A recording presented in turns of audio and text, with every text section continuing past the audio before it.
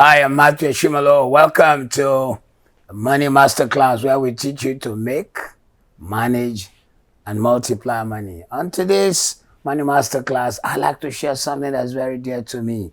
Lessons I learned from my military father. Yes, my father was a soldier. I was born in the military barracks. All my siblings were born in the military barracks. My father was a soldier before he married. Lived as a soldier until he passed away in the Nigerian Civil War known as Biafra.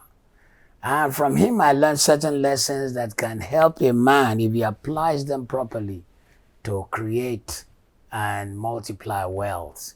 There are about 18 of them. We start with number one, learn to manage chaos. While growing in the barracks, I observed that a soldier was ready for eventuality. They knew how to manage chaos, and within a short time, things were in order.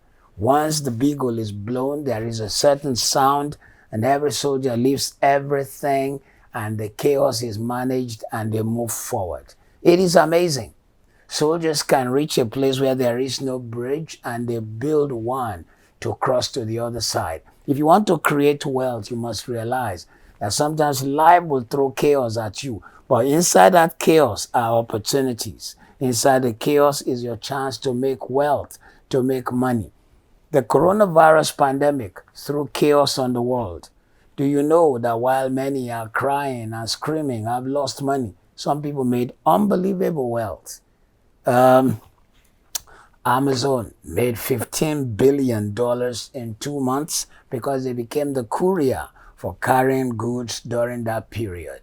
Zoom made $5 billion within 2 months because they became the platform through which people could meet. Wealthy people turn chaos to opportunities. Number two, be mission driven. Soldiers will sing, they will chant, they will talk about their mission. We are going there, we're not taking hostages, anything that moves. This is what happened. If you don't have a money mission, you wouldn't know when you achieve. Every man must clearly define for himself, this is my money mission. So when money comes, it is channeled to the mission.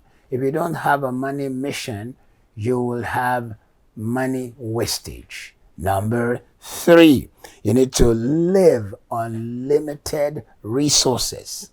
Wealth is not a chance to show how big you are. Actually, when you see people who spend, they are either poor people or middle class.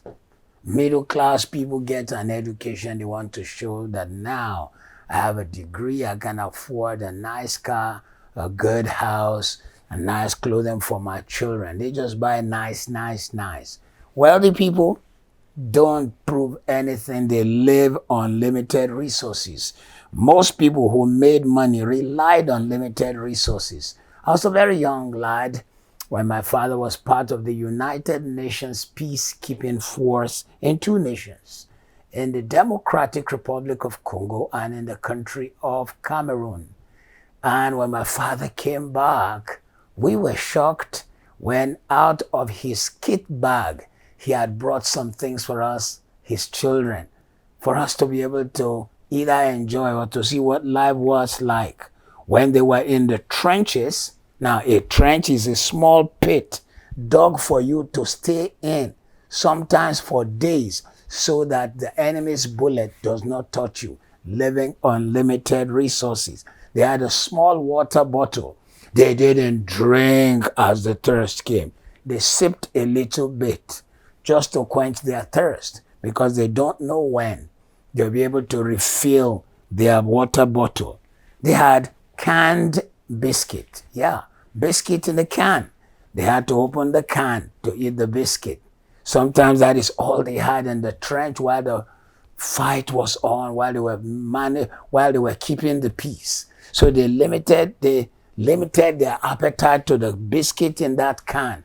Or sometimes, in fact, one of the ones my father brought back was canned cooked rice, jollof rice, the African jollof rice, canned already.